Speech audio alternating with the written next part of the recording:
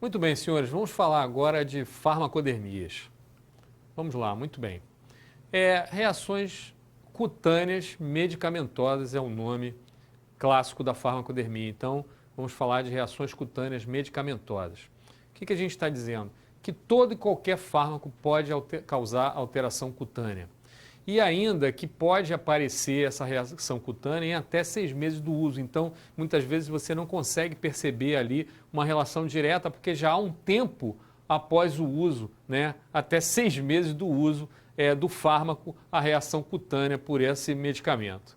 E ainda que o mecanismo ele pode ser alérgico ou não imune, quer dizer, imune ou não imune. As duas formas de apresentação da reação cutânea medicamentosa podem acontecer, um mecanismo imune ou não imune. Então vamos lá, vamos falar quais são os fármacos mais frequentes causadores de reação cutânea medicamentosa. Vamos começar então aí pela amoxicilina, usando aí a amoxicilina representando as penicilinas, na letra A. Para facilitar, a gente fez ordenado aí A, B, C, D até H. E a letra B, então, Bactrim, representando aí as sulfas, para facilitar a gente guardar. A letra C, então, as cefalosporinas, que também são comumente relacionadas a reações cutâneas medicamentosas. Na letra D, aí, o diclofenaco, representando os anti-inflamatórios não esteroidais. A letra E, o enalapril, representando aí os inibidores da enzima conversora de angiotensina. A gente sabe que interferem na cininase 2 aí, com relação à bradicinina, então causando esses quadros aí muitas vezes de reação medicamentosa. A fenitoína. Na letra G, então, a gente usou a gota para lembrar do halopurinol. E, por último, a hidralazina aí, com o antihipertensivo, também causando reação cutânea medicamentosa. Muito bem, quais são, então, essas apresentações? Vamos ver aí quais são as mais comuns, né? Então, como reação mais comum medicamentosa, a gente tem aí o exantema, levando, então, aí um aspecto de rash, máculo papular, simétrico, geralmente acometendo tronco e membros superiores. O tratamento, na maior parte das vezes, quando a gente fala de reação cutânea medicamentosa, o principal tratamento é suspender a droga, lembrando que essas reações elas podem se perdurar por tempo ou então aparecer em até 6 meses, como a gente disse anteriormente. Então, suspender a droga é fundamental e o uso de antihistamínicos e muitas vezes do uso de corticoide. Aí, então, a gente vê exantemas aí, esse, no caso, aí um exantema, lembrando aí um exantema morbiliforme. Aí, então, o exantema morbiliforme. E, por último, a gente tem aí um exantema escarlatiniforme, porque as lesões se fundem, elas coalescem. Então, você tem aí um exantema escarlatiniforme, diferente do anterior, que as lesões são separadas, isoladas. Bom, a gente tem que lembrar também que os rachis eles têm que ser diferenciados, esses exantemas têm que ser diferenciados das lesões que não regridem a digitopressão. Ou seja, as petequias, quando a gente tem extravasamento, a gente tem plaquetopenias, a gente tem púrpuras e tal, a gente vai ter aí uma lesão que mantém, ela não some a digitopressão. O rache, esses exantemas, eles somem a digitopressão. O diagnóstico diferencial com as petequias, os quadros purpúricos, é que essas lesões aqui elas não desaparecem, porque há um extravasamento de sangue aqui nessa região. Então a gente tem que fazer o diagnóstico diferencial nesses casos. Com a digitopressão você vê que não desaparece, você faz o diagnóstico das púrpuras e petequias, aí lembrar de púrpura trombocitopênica, idiopática, PTT, Renox-Schönlein, e aí é isso que a gente tem que diferenciar. E aí então, só para lembrar, no rache, essa lesão ela desaparece com a digitopressão. Bom, muito bem.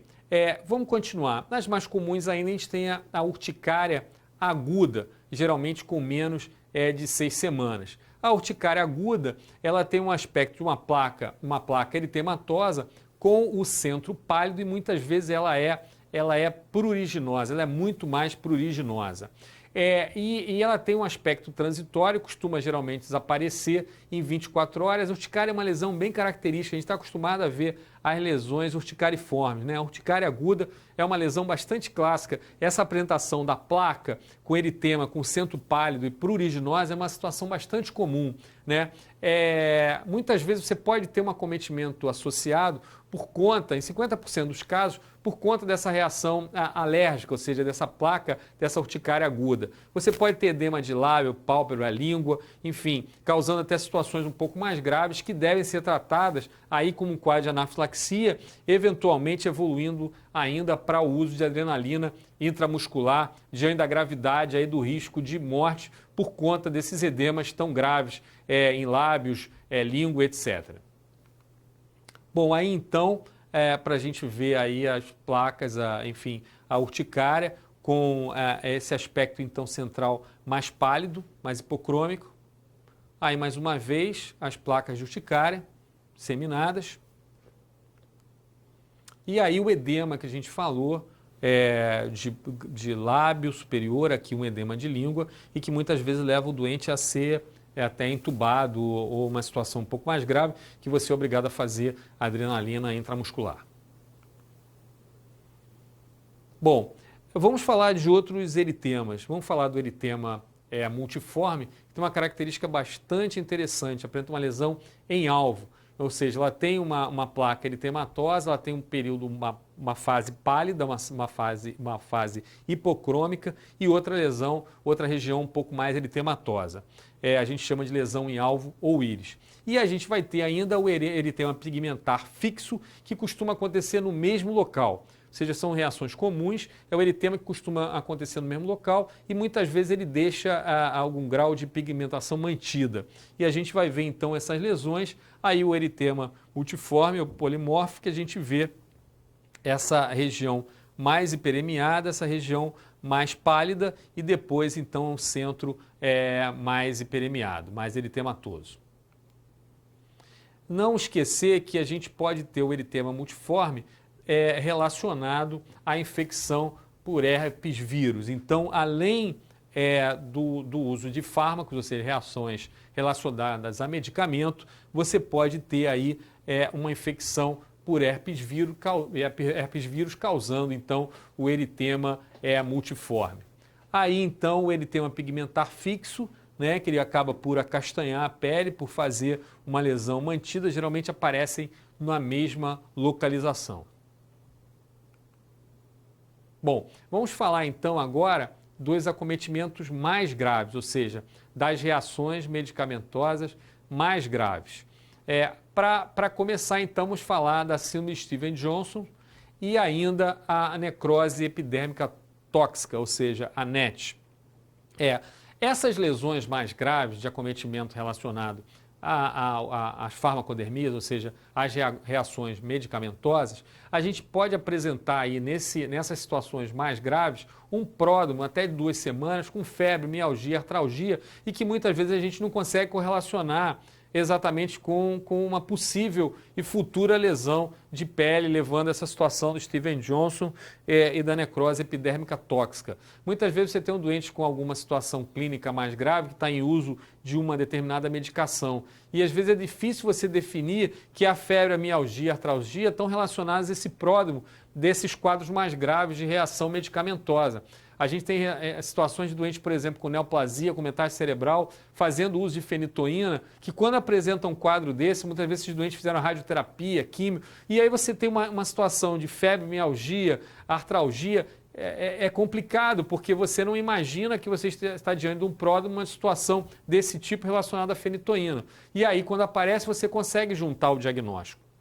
Essas lesões de pele, elas são exantemas dolorosos, fazem o acometimento mucoso associado e o descolamento da epiderme é uma coisa assim bastante agressiva, uma situação ruim, porque além de tudo ela tem alguma dor, esse exantema é doloroso, esse descolamento é uma situação bastante desagradável e o sinal característico desse deslocamento é o sinal de Nikolsky, quando você faz uma tração há um descolamento da epiderme. Essa lesão ela é um pouco mais profunda, como a gente fala, descolando aí a epiderme da derme. Bom, Como é que a gente define se é uma síndrome de Stevens-Johnson ou é uma necrose epidérmica tóxica? A definição é pela quantidade de áreas acometidas, ou seja, menos de 10% de descolamento, você fala de síndrome de Stevens-Johnson. Quando você tem mais de 30% de lesão de pele com descolamento, você está falando, então, da necrose epidérmica tóxica. As duas lesões são bastante graves e, eu diria, desagradáveis do ponto de vista médico e, claro, para o paciente, né? Lembrar que a síndrome de Stevens-Johnson também pode ser relacionado à infecção por micoplasma. E ainda que a NET, ou seja, a necrose epidérmica tóxica, ela, por ser ainda mais grave do que a síndrome de Stevens-Johnson, ela pode ter lesões sistêmicas acometendo o pulmão, o sistema gastrointestinal. Na biópsia, você vai ter aí um sinal de clivagem, uma clivagem dermoepidérmica para o diagnóstico. E no diagnóstico diferencial, a gente tem que fazer o diagnóstico diferencial com a síndrome da pele escaldada estafilocócica, que a gente chama de SSS, que geralmente acomete doentes com infecção estafilocócica, mas ela tem uma descamação um pouco mais superficial, acometendo até a granulosa. E nós vamos falar isso um pouco mais à frente sobre as camadas da pele, a gente vai conseguir entender isso um pouco melhor. Então, essa exotoxina do Staphylococcus aureus causa uma bolha na granulosa, poupa as mucosas e faz essa descamação, ou seja, fina, essa liberação dessas camadas um pouco mais superficiais da pele, enquanto a Stevens-Johnson e a necrose epidérmica tóxica conseguem um pouco mais aí na junção papilar da derme, né? Bom, o tratamento é um tratamento de suporte, o doente muitas vezes se comporta com um descolamento epiderme importante, e aí o doente se comporta como muitas vezes um grande queimado, né? Então você tem que fazer o desbridamento e o tratamento ainda com imunoglobulina se faz necessário. Aí então o aspecto ainda na fase ainda de bolha, e aí o descolamento, uma lesão bastante feia, que tem um descolamento um pouco mais profundo. Quando você tem aí mais de 10%, ou melhor, mais de 30% das lesões com esse aspecto de descamação, a gente está falando da NET, da necrose epidérmica tóxica. Aí o acometimento de mucosa. E aí a síndrome da pele escaldada estafilocócica, que você tem um acometimento um pouco mais superficial até a granulosa só, então uma descamação um pouco mais fina relacionada a essa toxina. Aí mais uma vez, uma descamação bem superficial. Aí o pé da criança também com descamação um pouco mais superficial na síndrome da pele escaldada estafilocócica no diagnóstico diferencial. E aí então, demonstrando a diferença, a clivagem então dermoepidérmica, uma lesão mais profunda na síndrome de Stevens-Johnson, e aí a bolha frágil na granulosa, como eu havia falado anteriormente, pegando a granulosa, fazendo uma descamação um pouco mais fina na síndrome da pele escaldada. Bom, continuando então, nas lesões mais graves, a gente pode ter a síndrome de Tress, onde você tem aí, na realidade, uma relacionada à droga, né, como a gente fala, então esse é um termo em inglês, drug rash, né, DR, e a erupção com eosinofilia, com sinais sistêmicos. Então, uma situação grave com sinais sistêmicos também. Sim, a gente tem na Stevens-Johnson, na NET, também a gente tem alguns sinais sistêmicos, principalmente na NET, e na DRESS a gente tem mais sinais sistêmicos, com acometimento inclusive hepático, como a gente vai falar aí mais a seguir. A associação típica da síndrome de DRESS é com o uso de anticonvulsivantes. Você pode ter a reativação de infecção latente por herpes 6 e 7, citomegalovírus. É uma apresentação, eu diria, é uma apresentação com rash, linfadenomegalia, eosinofilia. A gente tem aí, em 60% dos casos, acometimento hepático, então isso tem uma situação grave. Então, quando você encontrar aí acometimento, tiver elevação de enzimas hepáticas, com um quadro desse sistêmico, com rash, linfadenomegalia, eosinofilia, a gente tem que pensar na síndrome de DRESS, com acometimento hepático, então, aí em 60% dos casos. O tratamento, então, suporte, claro, lembrar sempre da retirada da droga, né? Como a gente já falou anteriormente, essas reações a drogas, a fármacos, a medicamentos, você tem que retirar. O tratamento de suporte para a situação clínica sistêmica, enfim, o acometimento da pele também, esse rastro cutâneo, e o uso de corticoide para o tratamento.